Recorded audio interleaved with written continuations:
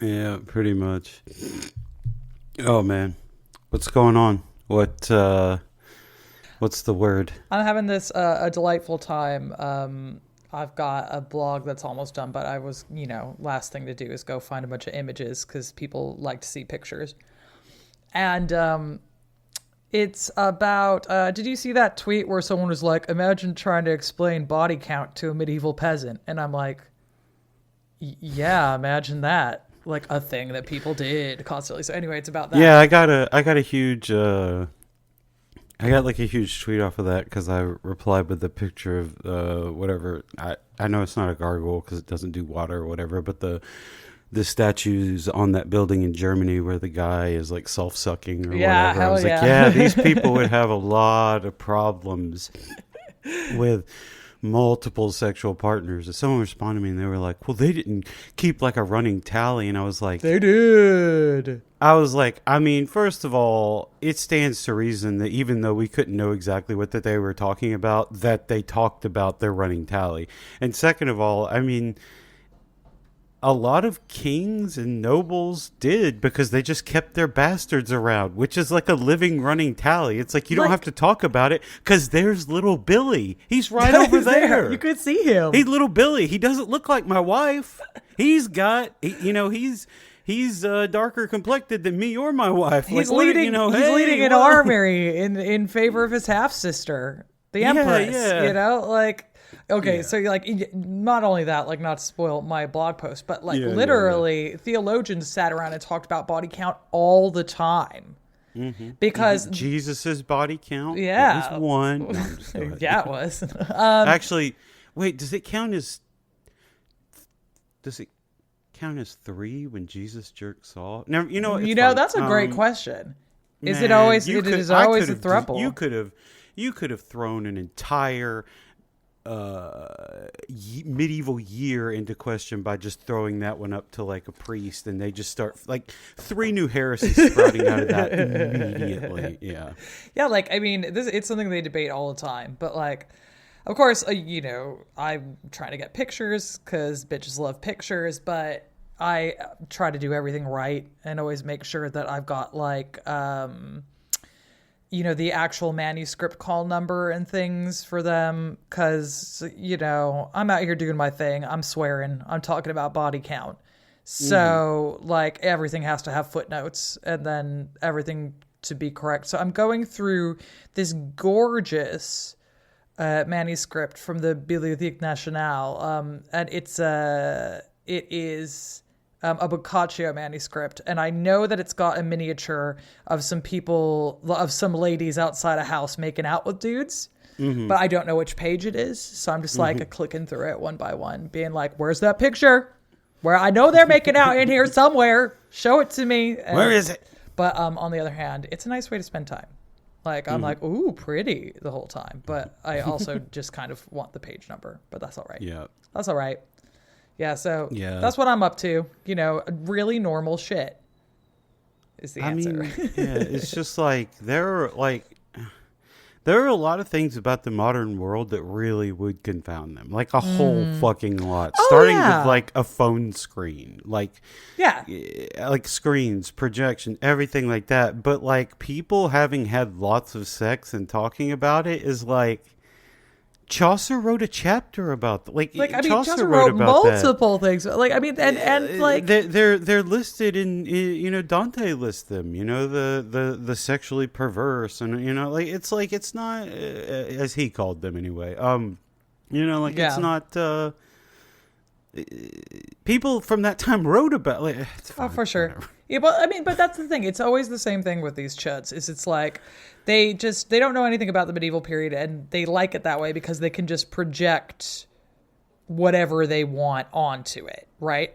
Like, that's the beautiful thing about ignorance is you can just be like, oh, they were all like this. Like, on the one hand, they were all stupid and rolling in filth and didn't bathe. Yeah. On the other hand, no one had sex. You're like, okay, bro. Cool. Okay, All right. I Whatever. guess, However it works out for you, man. I don't fucking know. It doesn't even make sense for like the stuff like that they celebrate. Like people in Rome, ancient Rome did that. Ancient Greece did that. The Greek, it's like Everybody's been sucking and fucking. Like, Yeah, I hate to break it to y'all. yeah, like it's. I mean, like, you know, like it's fine. I don't. I just there's don't understand no. why they're even mad, right? Like, I mean, I guess they're just not getting any. But It's just like a. I think. I think it's just like a normal like. Lashing out culture war type thing because it doesn't pass the smell test. It doesn't pass like any other test. And really, when you boil it down, like it's just like it seems like another one of those things where they're just lashing out at what they see as like the most convenient victim, and like maybe they saw someone they like or some girl they like or a woman they like or whatever. Being like, oh yeah, I fucked this guy on Tuesday and this guy on Friday, which good for her, go for it. Get it, queen. And then they're like, you know how like basically every like post that's like, these are red flags for men, or I hate it when bitches do this, is not like like where you have like an overarching concept and viewpoint on the world, but it's like you're mad at your ex or the girl you broke up with or the guy that you have been flirting with for years and never returns, whatever, and you're like, and so you just transpose all those things onto like another, oh, it's a red flag if they like Family Guy. It's a red flag if she does her hair in a ponytail like this, and you're just like, right, yeah, cool, yeah. So like maybe you should talk to that person or talk to a therapist about this, because like what you're doing, it like you're just lashing out at something personal that you thought you could, that you thought you could extrapolate, and everyone else is like, bro, not really, dude. That's not how it works. Not hugely so, I'm afraid. But I guess what, to a certain extent, God bless them, and I hope they keep it up because it gives me easy blog ideas. Yeah, right. Because I'm all like, cool, yeah, man. Like, I'll get to that. Thank you. Yep. Yeah, it's not. Yeah, it's nice to be able just to post the gargoyle sucking its own dick and and then get, I don't know, a ton of interactions and then just post a plug for the podcast under that, the rare on topic plug. Hell yeah. And and so I appreciate that. I mean, we're gonna take it. We take the dubs where we get them, buddy. We take those. Yeah, we definitely take those. All right. Well, do you want to talk about some medieval peasants who may or may not have been talking about body count, but that's not. They were what all we're talking sucking about and today. fucking, but also farming. They were all talking about it. They were sucking and fucking while farming. Don't know how that works. I don't know how you plow in the 69 position with someone else, but they did it. But somehow. they did it. We are standing on the shoulders of sexual giants. All right, here we go. 3, 2, 1.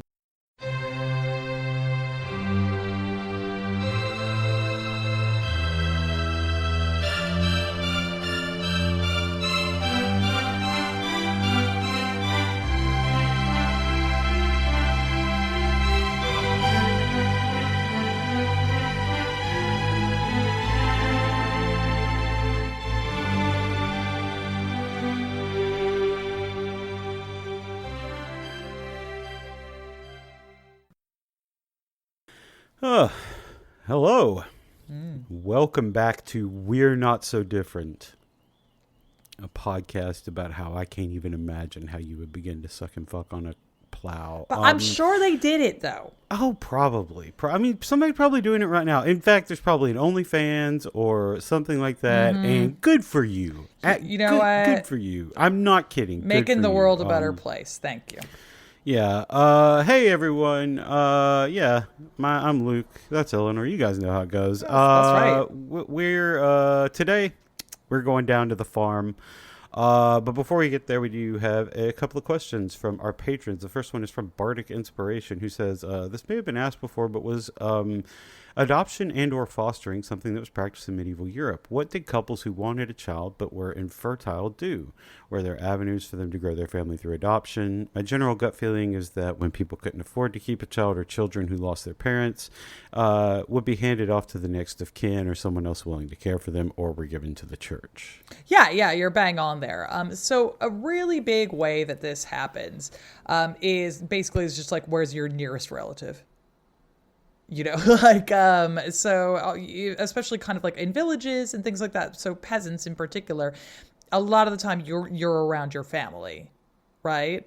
And so you just kind of go off, find someone who is going to be able to take care of the kids, and they take care of them. Like bada bing, bada boom. However, there's also sometimes, from a more extended way of thinking it, there are, of course, godparents, right? And godparents are a quite interesting way of doing this, because this is also part of the reason why everyone in the Middle Ages has the same goddamn name as like all of their brothers and sisters. Like, you know, if some kid dies and then they're like, oh, this is Thomas, and then they have another kid and then they also name it Thomas. People used to be like, see, they don't love their kids. What that's actually about is you name your kids after their godparents. Mm-hmm. And you get the same people to keep being godparents, right? Mm-hmm. So that keeps happening. So that's part, maybe they will get handed off there. If you are in a situation where you are quite well off and you live in a city, sometimes you just like straight up adopt like kids whose parents can't take care of them. Mm-hmm. Like, you know, you could be like looking for a kid, and like oftentimes this happens through very specifically the apprentice system.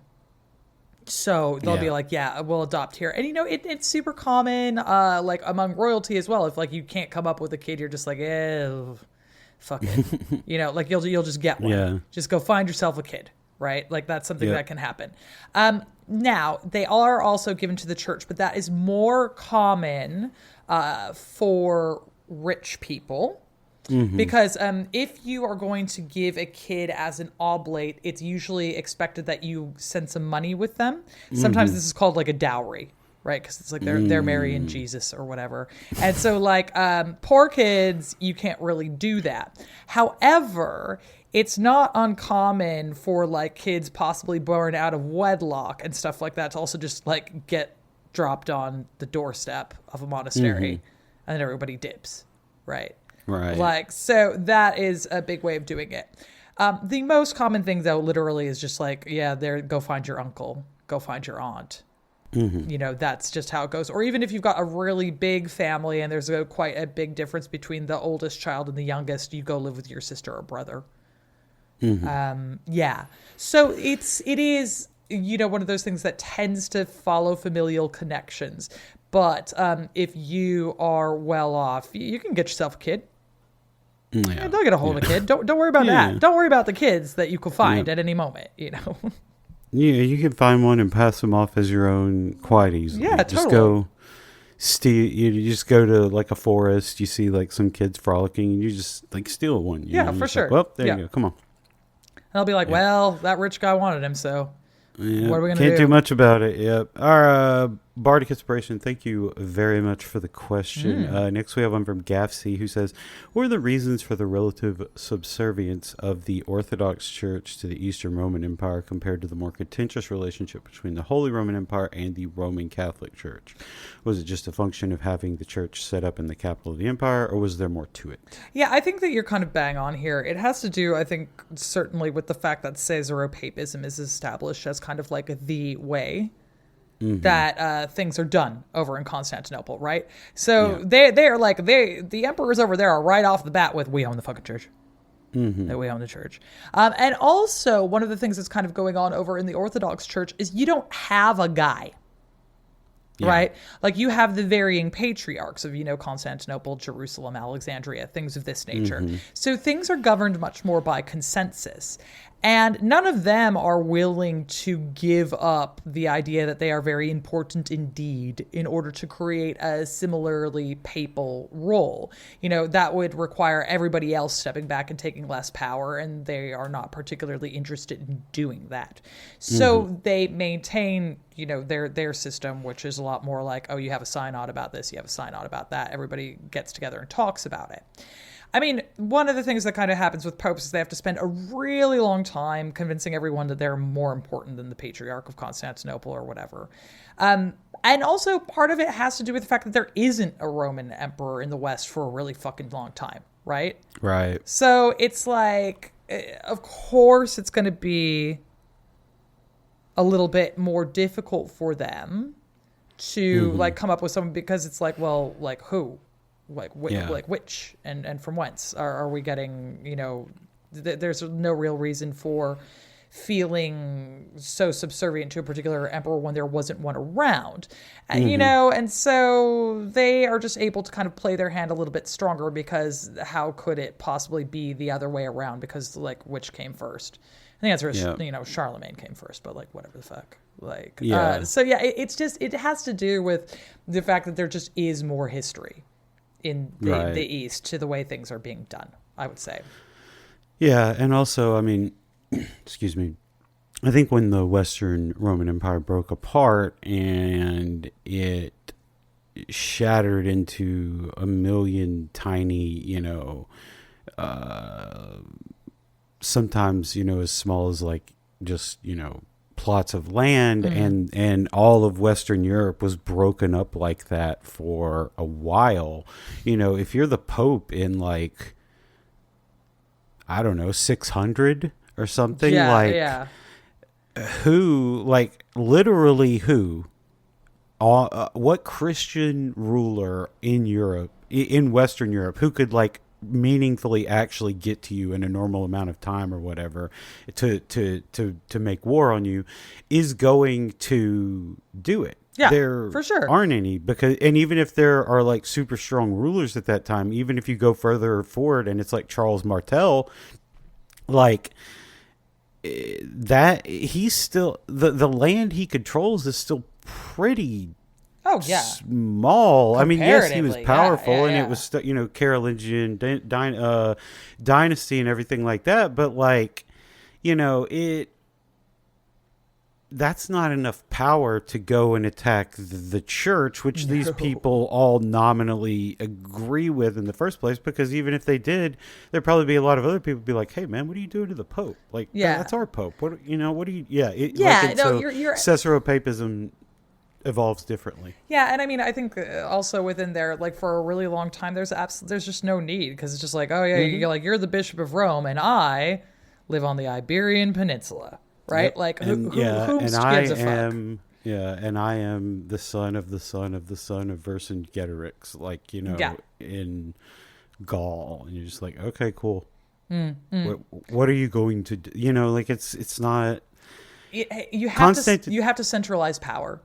In order for it to become a problem, and it takes a long time to centralize that power. Yeah, is all. If Eastern Rome had a pope in Constantinople at the same time, it would have looked way different. But they didn't. They had all of these, as Eleanor said, they had all of these other, archbishops or whatever in the big cities, and then over in Western Europe, they just didn't have that they didn't have that centralization for almost 400 or 500 years after Western Rome fell, and by that point that's just a whole other entity, you know. By that point the East and West were about to schism, you know. It's like which is what makes the West so neat, you know. Yeah, exactly. I simply fucking love to see it. Like, go on and be some weird little guys.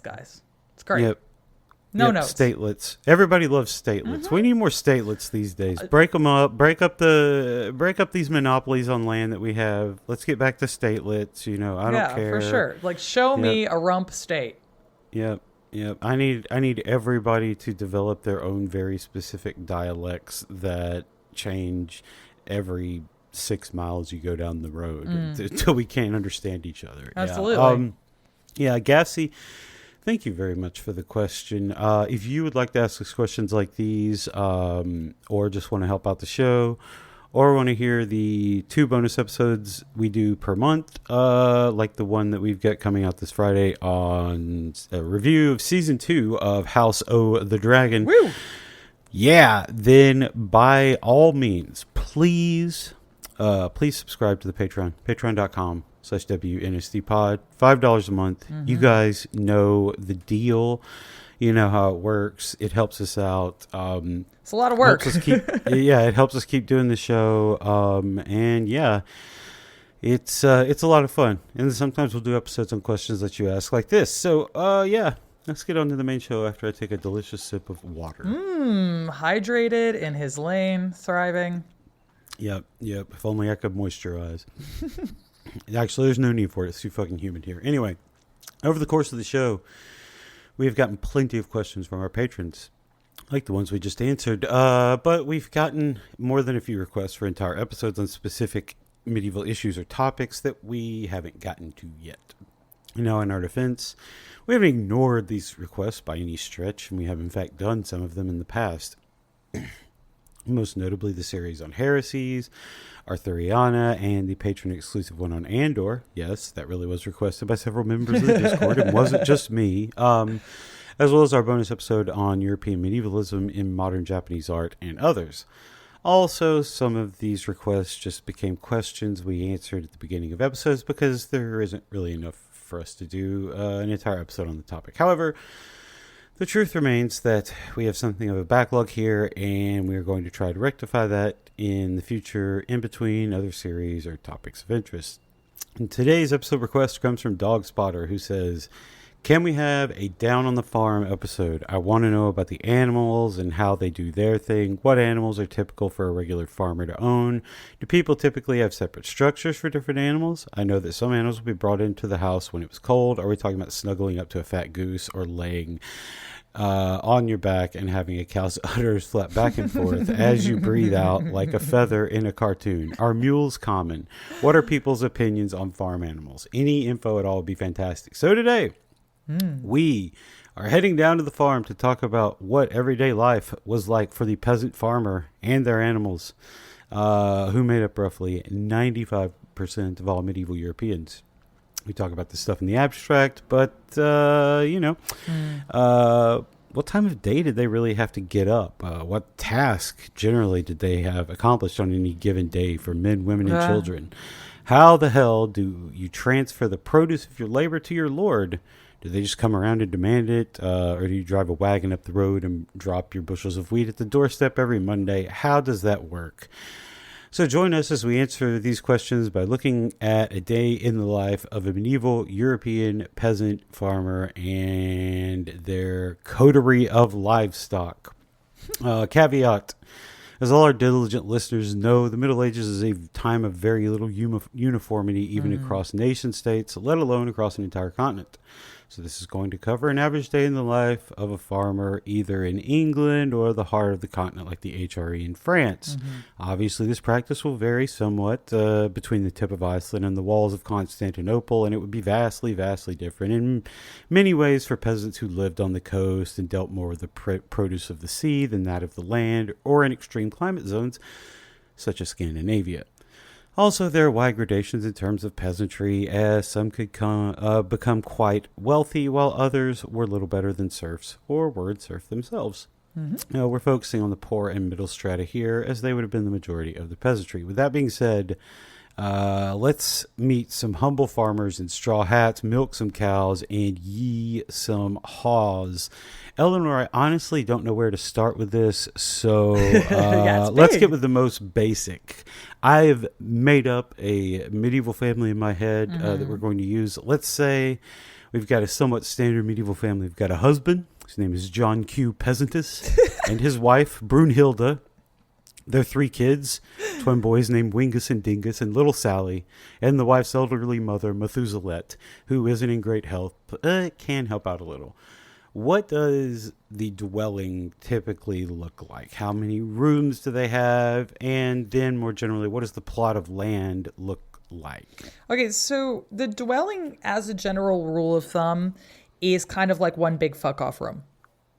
Now, you might, on top of that, have kind of like an upstairs bit that's a little bit like a loft that goes over the rest of the room. And that might be used for storage, but then also like sleeping, especially for the heads of the family, right? So you might sleep up on the loft, as it were. Maybe you have a bedroom if you've got like a lot of money, but as a general rule of thumb, that's just going to be for like married people, and everyone else is just going to kind of sleep in what the living room is. For the majority of the Middle Ages, this will include a central hearth. Chimneys are not invented until very late in the medieval period / the early modern period. So you just kind of like have your fire sort of in the middle. And then over that, you will kind of cook things. So there'll be pots and stuff like that. You've got a hole in the roof to let smoke escape, that kind of a deal. And you're going to have a lot of wooden furniture and kind of benches that are sort of around the sides. And this is kind of what you're working with. Tables, benches, things like that. So that is not, and like, I mean, you can have a larger or a smaller one. They can be pretty sizable as a general rule of thumb. But, most people are kind of like working with one big old room and then beds that have curtains around them for privacy, right? Yeah. Now, in terms of amounts of land, we have some estimations of this. So we've got a survey, for example, that comes from the 13th century of varying English counties. So, and from this, we are given to understand that about 46% of farmers have less than 10 acres. Okay. Now, why that is important is that is not really going to be enough to completely support a family. Right. And so you probably raise food on this, but you're also going to have a job, is what that means. So especially you'll be employed by richer farmers, or you'll have a trade, like maybe you cobble as well or something like that. Right. About a third of the farmers then hold about a half of Vergate, and that's about 12 acres. And that's pretty all right for supporting a family. Right. Like that'll keep you going. That's pretty all right. And then like the additional 20% have like a full Vergate. And those are like the rich people. So a full Vergate, you're going to be able to support your family, and you're also going to have stuff to sell. And then of course there are people on top of that who have even more than a Vergate, and they're like rich as hell. And those are going to be members of the gentry. Which is what we say when someone is very rich indeed, but they are not nobility. Right. Yeah.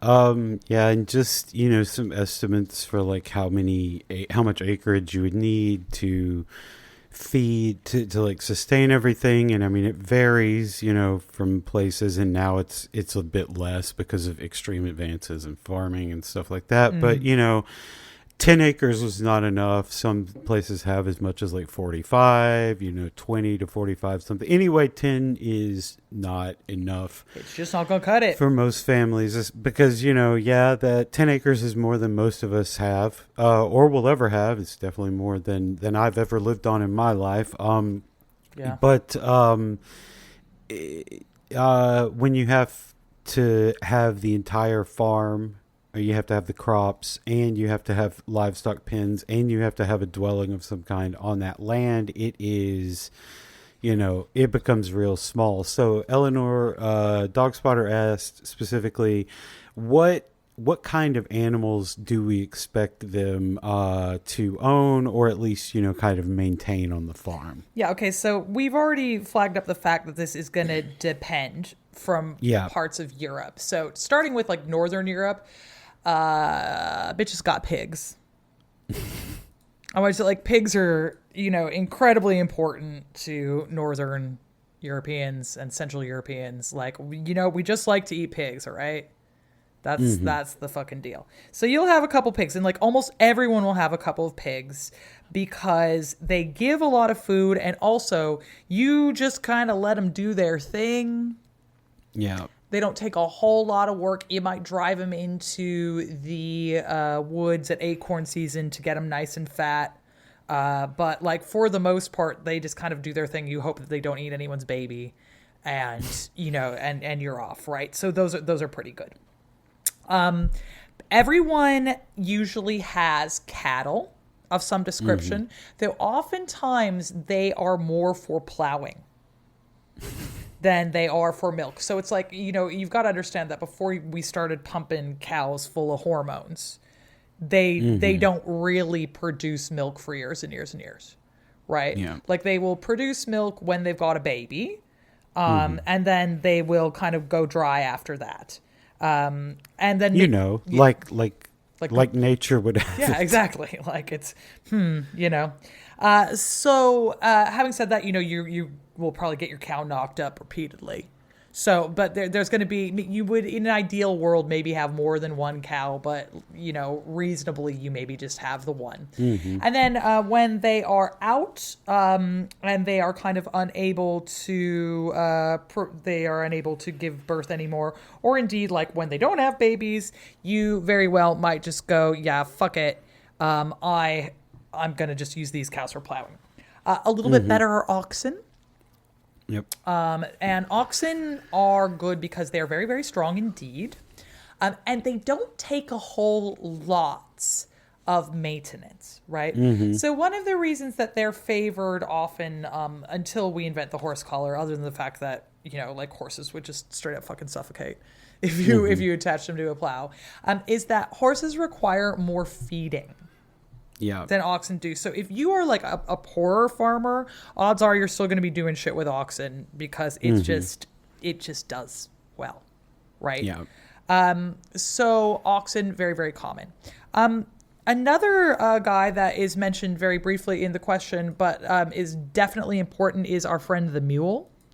And mules are actually fairly high status animals in some instances. So in particular, Spanish mules are particularly really prized, and they are a big deal like a lot of the time around in the Mediterranean.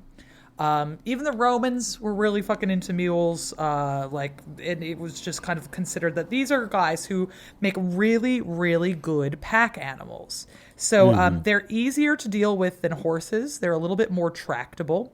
They are faster than oxen, and you can use them for moving large groups of things.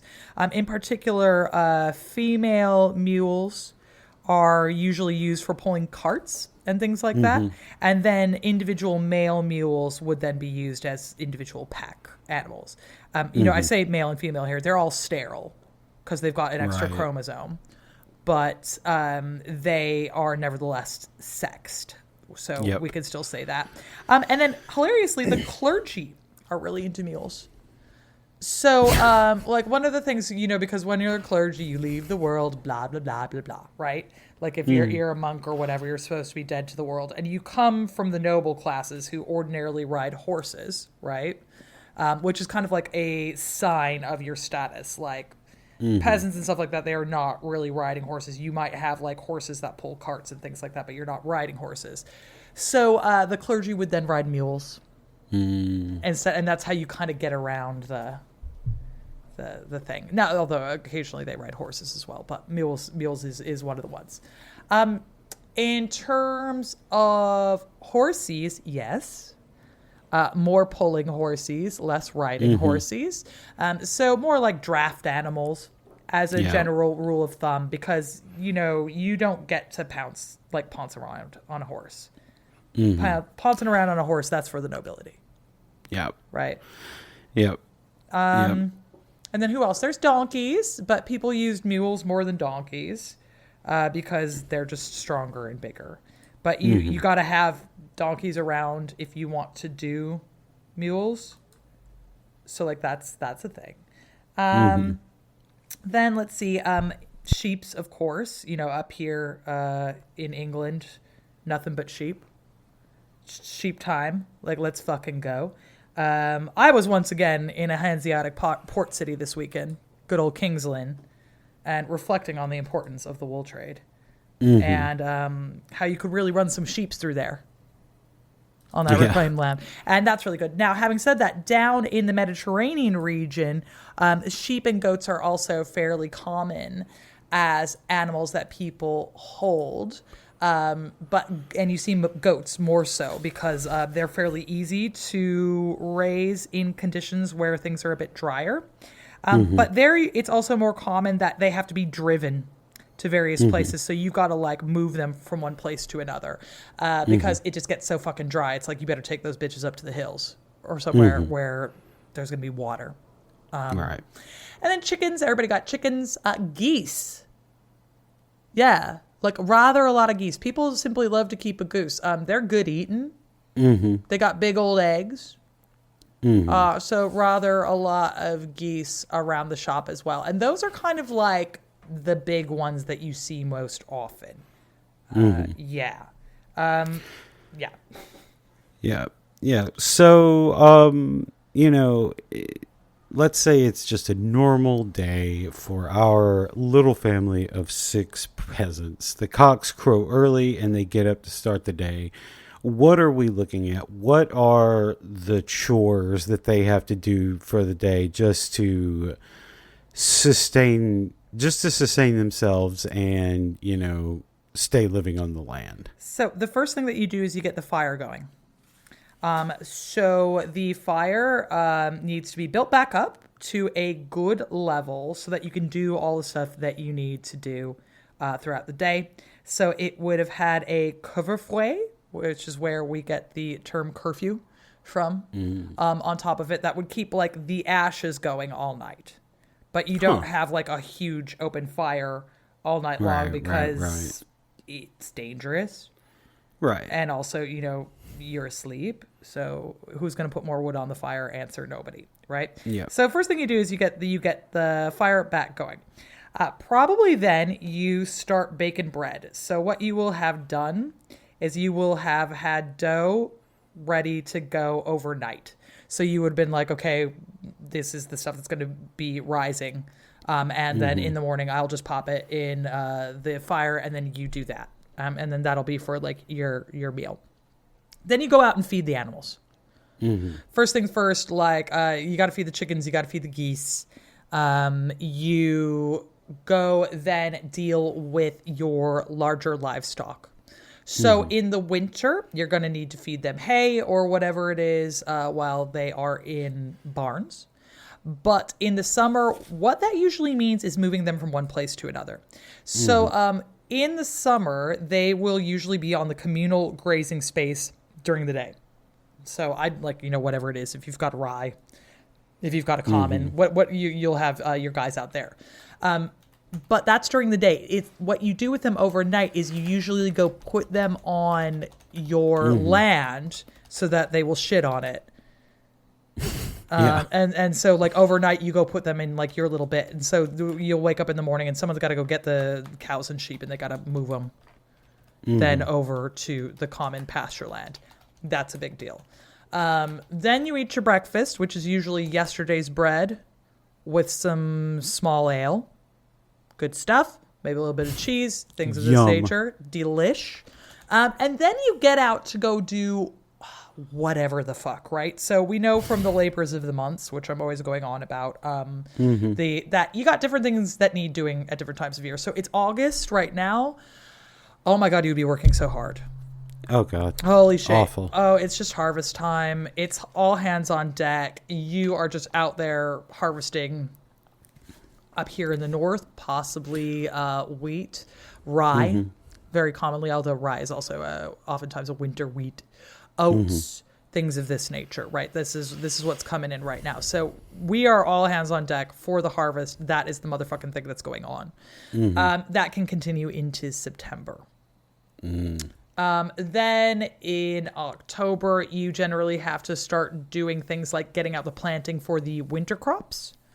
So again, rye, a lot of veches, alfalfa, things of this nature, like the sorghum, yeah, get ready, baby. Your old timey foods that people, used to go on and on about. And now we're like, what? Who? That's disgusting. Why would I put fucking sorghum? Get the hell out of here. Yeah, exactly. So it's like, you're going to get all that stuff out and like get ready for the winter crops in October. In November, you do stuff like move the pigs to the woods. Right. Get the piggies to the woods, and you're kind of like closing things in. You're trimming back whatever needs to be trimmed. So like in terms of viticulture, like if you're again in the Mediterranean region, usually you need to do kind of like some trimming on your vines. For those who are doing viticulture as well, you need to also do harvesting in September usually, and then there'll be like rather a lot of winemaking that's going down. Right. So these are kind of the things. Now in December, a lot of slaughtering.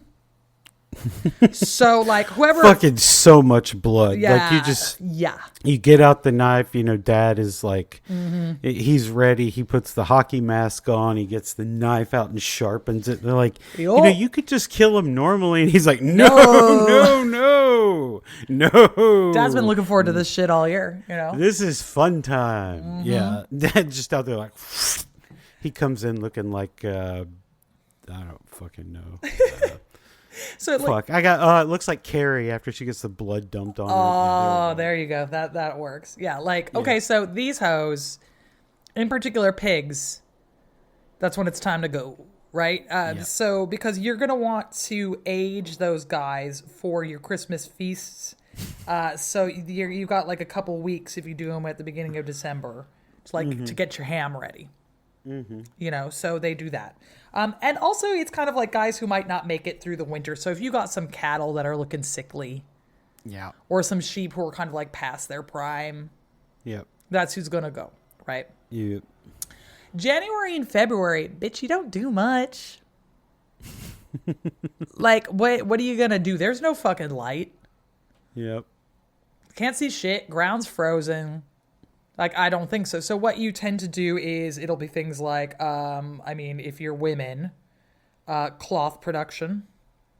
That's big. So, like, you're going to be spinning.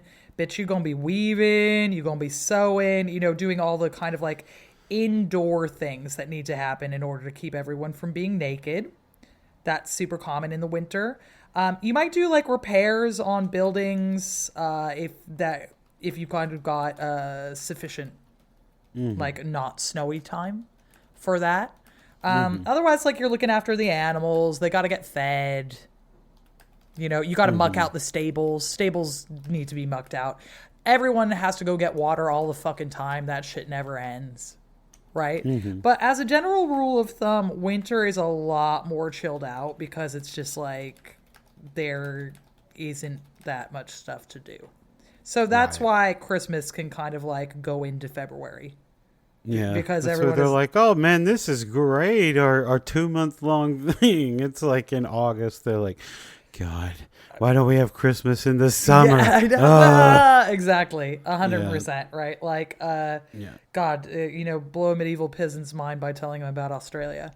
Oh, jeez. Yeah. But they are just kind of like chilling out a bit more and like, it's one of those things, when we're always talking about how it's stupid when people say, oh, yeah, the medieval peasants had more time off than you do. Like, I mean, that's true, but, like, also they had to make their own clothing. So it's like, and, like, who's feeding the cow? Yeah. And who's milking the cow? And who's making the bread? And, like, you still have to do every motherfucking thing from scratch every goddamn day, right? So, like, no thank you. Everything, like, one of the things seen across here is that, like, everything is much, like, it's just a much more belabored process. Like, you can't, like when I get home, like I have to get my kid a snack and I have to do this. I have to put stuff together. I have to get, but like if, back then, like, we walk in from, doing whatever in the field and, if there's not already milk that's been milked, then, well, you gotta go do that. And you gotta, there might be butter you have to churn and, shit like that. And, it's just not the same, so even like when they did technically have in some cases more like holidays than we do, because they certainly did because of the Christian holiday festival calendar, that's great. And I mean, I wish we had that, but and we definitely should, but like it's not the same when you don't just go to your pantry and pick up butter, or you don't be like, oh, I got to run down to the store, It'd take me 6 minutes to go in, grab milk and butter, and come back. In the Middle Ages, that was a 2-hour process, minimum 2-hour process. Yeah, it's like you better get the churn out, bitch. If you're out of butter, you got to get the churn, or you got to go find. Yeah. It's a whole fucking thing. It's a whole goddamn thing. It's like, and you can't decide. Oh, I'm kind of tired tonight. Let's have Thai. Yes. Like that. No. That's not. Yeah, you can't do your one okay, one night a week we cheat and we grab fast food, or we grab, Chinese takeaway or Thai takeaway or whatever it is. You can't. There's no takeaway. Nope. Like there might be a bar or a pub, but you can't get fucking takeaway. Absolutely not. Yeah. So just to make this point real quick, we definitely talked about it before, but despite what we might be led to believe in a lot of cases, the labor was divided a lot more evenly than you might think. And men did quote unquote women's jobs, and women did quote unquote men's. We've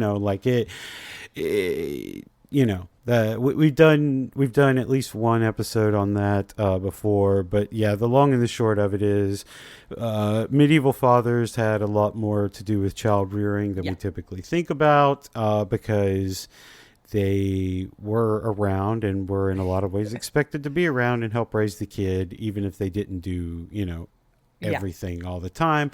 And medieval women were, in addition to the already back-breaking work of caring for children and all that sort of stuff, also had to go out and plow the fields and milk the cows and probably go hunting, on occasion, like stuff like that, So just there that is. So before we move on, Eleanor, they got kids, you got, let's say they're little kids, they're not like teenagers yet, they're like, maybe 6 and like 2 or 3. What's going on with those kids? Like, how are you dealing with the fact that 2 and 3-year-olds like to do stuff that nearly kills them all the time, while also tending the fire and baking the bread, and churning butter and all that? It's really difficult. I think hats off to every single medieval peasant family. I don't know how you kept any of them alive. Right? Absolutely not. I have no clue. Of all the things that befuddle me, I love my daughter, but all children, they see things and like, that looks neat, and so they're like, oh, go into the stove to try and pull this thing off, and you're like, absolutely, no, do not do it. Because you left the little baby gate thing you have slightly ajar, or they just ran into it and bowled over it, because that's what kids do. But no, I suppose that one of the only things that I can really see as helping here is the fact that you're doing a lot of things next to the fire. That's true. You've got eyes on the kid because you're there with the kettle, and you're there that's going to be a bright spot in the house, so you are going to be doing your sewing there, or whatever else, and so you can just have eyes on the little fuckers, so that they don't fall in, but also they do be falling in. Yeah. This is a way that babies get lost, but they often give them a little toy. They're like, here's your little wooden animals popular toy, and it's go play with that. Just they're like, great. The medieval it's the medieval form of tablet. Here, go watch something. Exactly. Yeah. So, they'll be handed a toy and kind of told to mosey the fuck away from the fire. That's really common. They also come with you when you do certain things. So the first stuff that tends to start happening for peasant children on farms is feeding the animals. Was there an age where they were like, if you had your kids at there feeding animals at 3, they were like, come on, dude, kids 3, or kids was 3. It when they're out there, when that kid's old enough to hold its hand out and not get it bitten off, they're old enough to feed them. Yeah, I mean, that's basically it, I think. Yeah. So it's because they start out going out with mom, to feed the chickens and things like that. And then, you know how kids are, they are quite interested in being involved with stuff. So that's yeah, well, I'm glad you are. out Yep. to the field with your ass, and so, and it just Yeah. kind of like starts that way. Now, it's not like we're seeing 5-year-olds leading teams of oxen. Yeah, yeah. But, your 5-year-old will probably, for a while, follow, like when it's planting time and do some planting, Yeah. and kind of be shown how to do that. And then when they're like, oh, I don't want to do it anymore, Dad, I'm tired, or whatever, they will just be told to shut the fuck up and sit down. Wow. Or shut the fuck up and keep throwing seeds on the ground. Yeah, it's like, kind of a little bit of both. There's also Yeah. like certain chores for kids, which is like chasing off the crows when they're like sweet seeds, yeah. That's and, cool. Yeah, and yeah. things like that. So there's like kid coded jobs for sure. Yeah. But then also it's like if you have like aptitude or skill, oftentimes, if you're from one of the poorer families, you're going to get like sent out to do work on other people's farms, probably from like around like 8, certainly by 12. Yeah. Right? Like, if you're a young lady, like, oh, the way you are going to be milking at some rich person's house, Yeah. ooh, you are going to be in their dairy, or you're going to be helping Yeah. with their larger scale brewing. Yeah. And things like that, So you're going to be helping out in those particular industries. A big thing that, though, they tend to help out with is like, so, there's your field where you're growing major crops, but you also have what we oftentimes call a croft, which is kind of like directly near your house. And that's where you're growing like your onions, your garlic, like little things like that, like your herbs, like when you're like, oh shit, we need some marjoram, go outside. Right? So that is like a big thing that kids help out with is like planting the carrots. Right. Or whatever the fuck, turnips, things like this. So, kind of the equivalent of like gardening duties that you would ask a kid to do today. Weeding. A lot of weeding has to go down, and so there's a lot of that. And, it's just, like I remember when I was a tiny kid, I remember like asking to do the dishes because I was a fucking moron. And being like, this is fun because I'm 5 or whatever. When I was 8, I found it a lot less fun, right? Yeah. But kids are interested in being involved and being like adults and like having mirroring things. Now, are you going to have an 8-year-old slaughtering a pig? No. But there are, ways of getting like the 8-year-olds to help drive the pigs or, go look in on them. Stuff like that. So it's just always like the levels of what we're talking about here. Right. Yeah. And I'm guessing that, something for the elderly would be kind of similar along the same lines, except they would, they can't maybe move around as much. So maybe they're watching the kids, they're poking the fire occasionally, doing that kind of stuff. Yeah, complaining. like grandma's going to be spending a lot more time keeping the kid out of the fire, keeping the cooking going. Yep. Like a cooking job's a lot more for the older people because it's just like, stay by the fire and like, keep that going on. But also oftentimes jobs like sewing, that are like really skilled and it's good when you have a lot of practice, but comparatively, it's not plowing.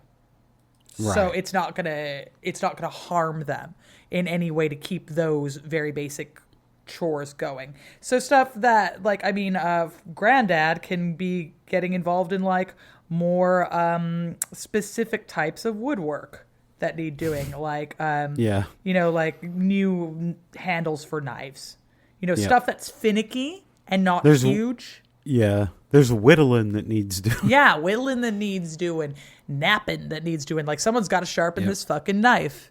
Yep. Right, like stuff like that. That's perfect granddad. That's granddad coded even now. Yeah, exactly. So yeah. So how much social interaction could these people expect, like from outside the family on a given day? Oh yeah, so much. Okay. Because like everyone's going to be down at the fields.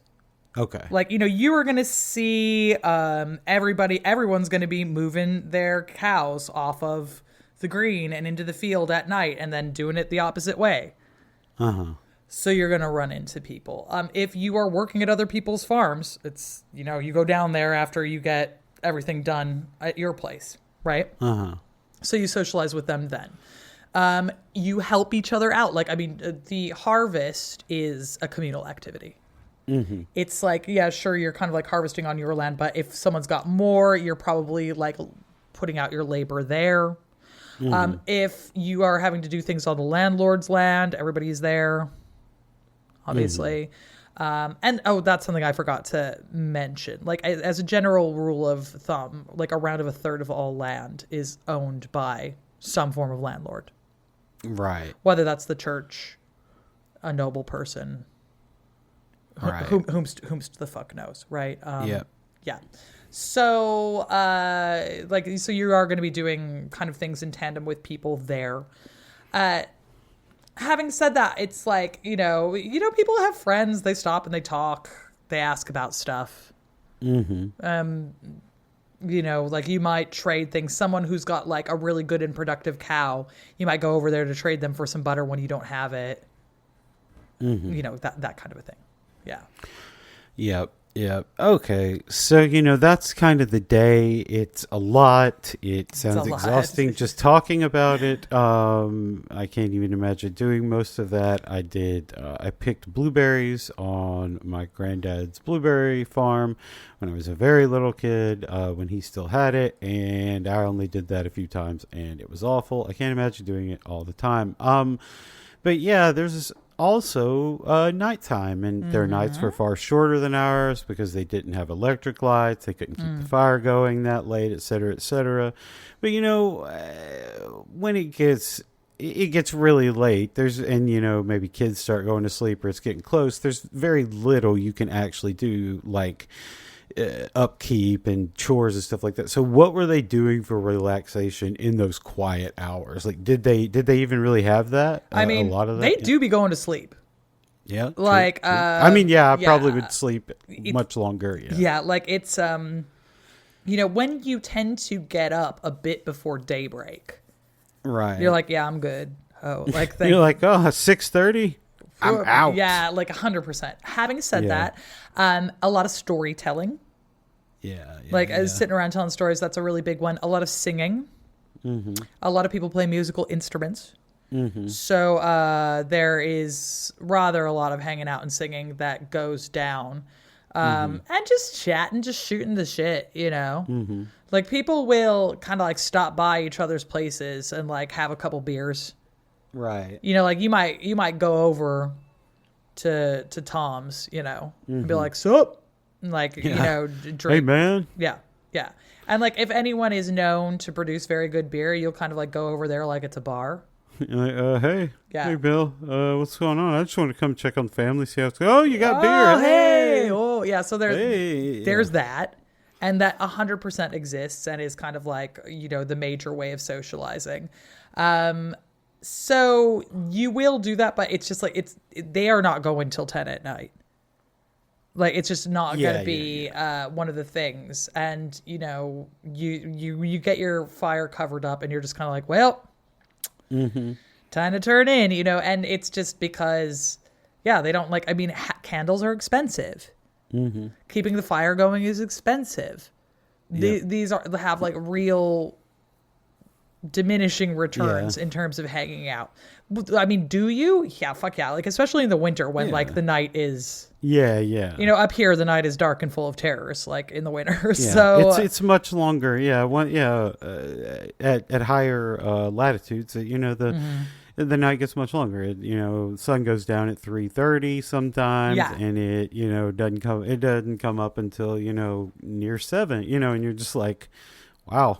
Yep. All right, that's a lot of time to fill where I'm just in here. Exactly. And that's when you get a lot more socializing. So like in the winter, there's a lot of going over to people's houses. For beer. Yeah. Like that absolutely goes down a lot. And again, singing and things like that. Mystery plays even, they'll get together and do their little Amdram productions and things, which is cute. Oh, it's off Broadway. Oh, look at me. Yeah, that kind of a deal. Flouncing about, Yeah. And again, I just every time we talk about this, I just have to point out that it is amazing that anyone ever had kids during this, because after a long day of fucking standing in the fields, you're dusty or muddy and you're sweaty, your body's aching, woman's been churning butter and milking things, and you had to go hunt and everything, and then the only time for you to have sex for enjoyment or procreative purposes is in the middle of the night. Yeah, like at night in a bed with only curtains around it, and you're fucking like 6 feet from your kids who are laying on straw on the floor, and your mother who is laying on, laying on a little thing, and you're just like, well, time to fuck. Life finds a way. Yeah. It's a testament to the power of horniness, right? It is. Like, it is a testament to the power of horniness that they were basically like, like covering each other's mouths. Yeah. and be like, hoo hoo, hee hee, like, but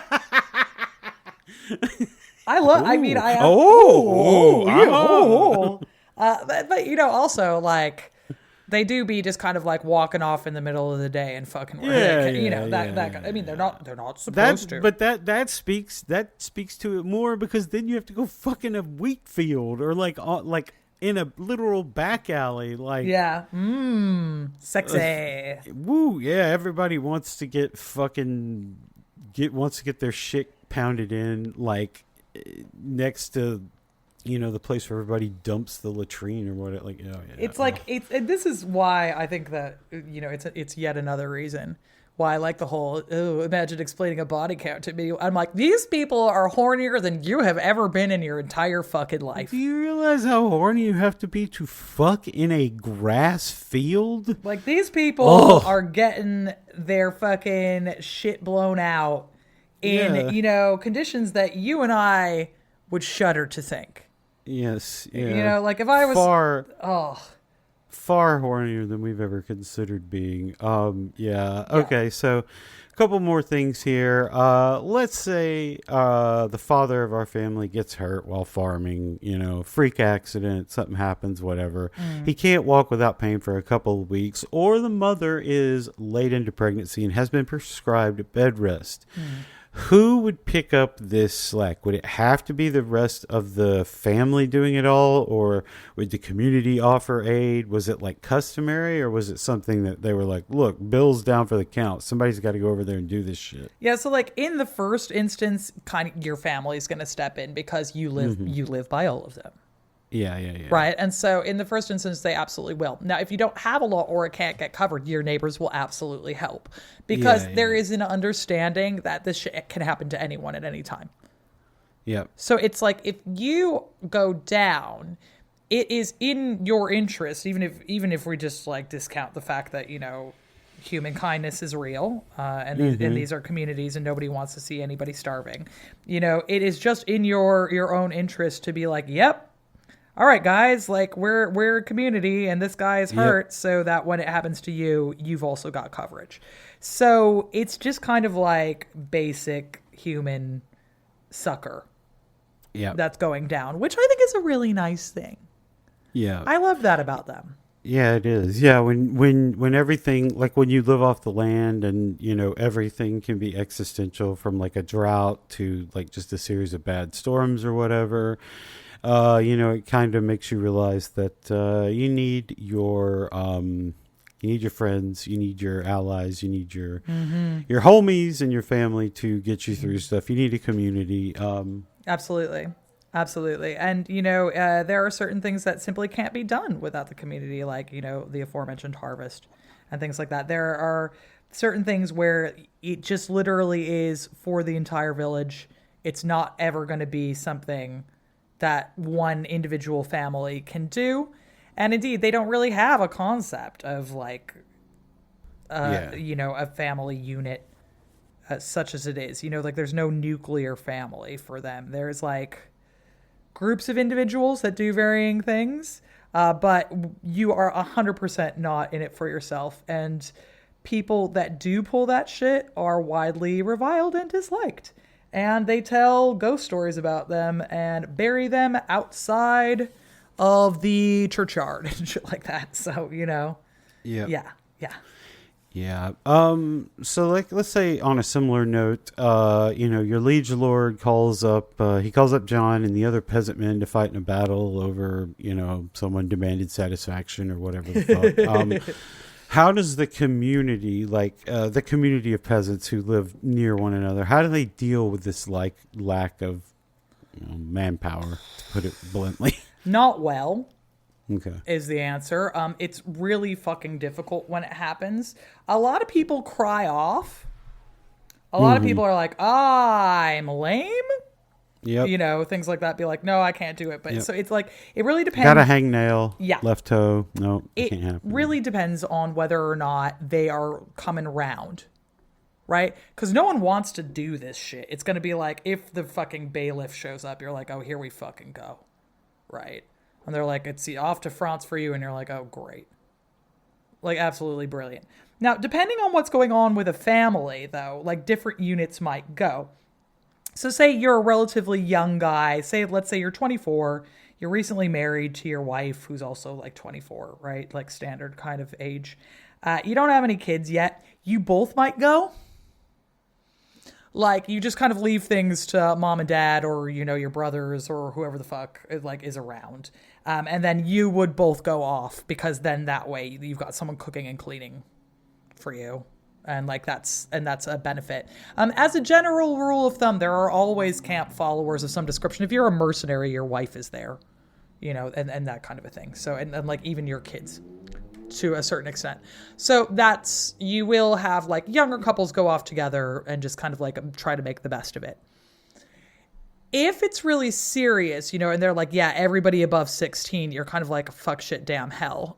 In which case, like the women pick up a lot of the slack. But this is one of the things to keep in mind. It's like, because there are no gendered roles, it's not like this would be completely out of the question. Like women be plowing, it's just like, they'll be like, looks like I'm killing the fucking pig. All right. And like they know how to do all of these things and they can do it. And then also it'll be like, well, young Jimmy, like you're a man now. And then like, as a 12-year-old, you step in to kind of like do more. So there's rather a lot of that going down. Think about it as kind of like the World War II vibe. When women were allowed back in the workplace, for a brief moment in time. So it is like one of these things where you just kind of like fill in around that. Now, older people then also might be expected to do a bit more. Mm-hmm. So like granddad might be helping with the plowing more than everyone would otherwise like. Mm-hmm. But, it'll be like, well, timer, just when you thought you were out. Yep. And you're back again. Yeah. Yep. All right. Last one before we go. It's harvest time. We already talked about it a little, but John Q. Peasantus has gathered up his 50 bushels of wheat, 10 jugs of cow's milk, and if he's English, 600,000 tons of wool. How does this get transferred to the liege lord? Does the lord come around and send his goons around to pick it up, or do they drop it off? Is it like how, do they come around, with sticks in their hand? They're like, all right, where is it? What are we talking about here? There's basically like a tax day, and everyone goes up to the castle on tax day and presents their shit. So you load it in a wagon, you hitch your mules to the wagon, and you bring it up to Fancy Man's house, and they will then check that off. So usually they have a bailiff or somebody like that who's just like making sure that you've tithed everything. So it might be that you go to their house or their castle. Sometimes there will be what we call a tithe barn, which tithe barns are usually kind of like set up very specifically for the king. So it's like, that's where you go pay taxes and stuff like that. And that is like one way of doing it. But also like local nobles might have something like that as well, where it's like you don't have to come all the way up to the house, but you do have to bring this shit to this barn. Right. And then lower levels, higher level servants, but people who are lower than the local baron are going to check everything off. Or, it'll be a monk whose job this is. Like the cellarer will be there being like, yeah, they've brought all their fucking sorghum. Yeah. Brilliant. That sounds great. But as a general rule of thumb, you go to them because, they're cunts. So, yeah, obviously. It's, like we've talked about market days and stuff like that before. Would that be a, would there be like a common like trade between peasants, like a barter trade between them? Like, I've got, whatever, some kind of milk, cheese, whatever. And they're like, oh, I've got a lot of veal today or venison or whatever. Would that happen? Or is it just like, yeah, Yeah. So absolutely. One of the things that happens is markets be breaking out. Yeah. Like oftentimes when you do the taxation, they will also have a fair. So the Lord will be like, while we're at it, let's have a fucking fair. And then you can come and, anything else that you have to sell, you can do it here. And like, that's also a nice way for them to get a little bit more money because they can be like, if you want to set up a stand or, fucking ambulance. So if you want to like set up a stand or something like that, they can charge you a little bit of money for that. And everyone's going to be bringing stuff anyway. So they'll be like, oh, I want to bring a little bit more along. Another thing that tends to happen is usually your landlord also puts on a little party for you. So like they will be like, yeah, I know I just taxed you all, but like here's, we're going to drink some of the ale that you've that you've been taxed. We're going to roast some meat.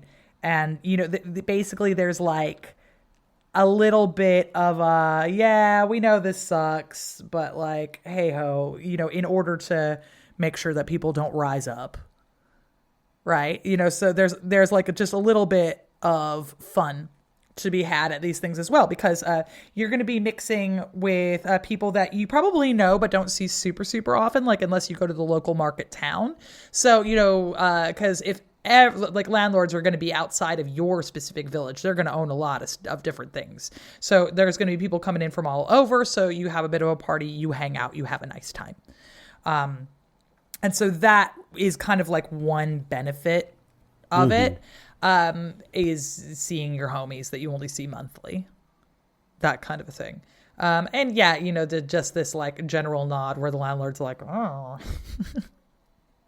I hope no one decides to rise up against us and kill us all. That would be embarrassing. Yeah. So like, I mean, at least it's the thing that I always say, like one thing that medieval people have up on current billionaires is at least the rich people were scared, which they ought to be. So yeah, definitely. Well, yeah, I think that's gonna about do it for our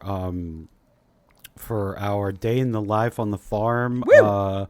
Dogspotter, we hope we answered the question to great effect, and it seems like it would have sucked to me, but also, they seem to make the best of it for them, so good for them. Yeah. Next time we'll be back with something else. Don't know what yet, but it will be something. And check out the Patreon on Friday to hear us talk about House of the Dragon. Eleanor, what's going on with you? I will have this blog post up sooner rather than later if I can find all the pictures that I want. If I can like stop being such an insufferable little fucking douchebag nerd. Just get the pictures. So that should be up in the next day or two. So that's at going-medieval.com. You can check out my new TV show, Meet the Normans, on historyhit.com. I'm on the socials at Going Medieval. I forget to mention that I'm on Insta a lot now, where my handle is Dr. Eleanor Yanaga, because someone else has my fucking handle. Like a little bitch. So yeah, like I'd be posting pictures. I'm like, woo, I'm in King's Lynn. I'm staying at a Weatherspoons, which was awesome. Thanks for asking. Everyone should go stay at a Weatherspoons hotel right now. Like what if Denny's had hotels and was a pub? That's the question that I answered this weekend. I'll tell you what. I'll tell you the answer, Luke. It fucking whips. That's what would happen. So, yeah, you know, you can check out my stuff over there. That's, you know, I'm having a normal life. Do it, yeah. Yeah, and you can find me on People's History of the Old Republic. That's my old show. It's about Star Wars, and you can find me on social media stuff at Luke is amazing. Luke is amazing. Yep, lost my train of thought because I just got people just asked me a bunch of questions via text. Yeah. Is there a Weatherspoons nearby? Where to go sleep in Weatherspoons? Can we go spoons now? Questions of this nature. No. Yeah. Yeah. Luke is amazing. All the stuff. Check me out. Check us out. Check out the Patreon. It'll be fun. Anyway, thank y'all so much for listening, and we'll see you next time. Bye.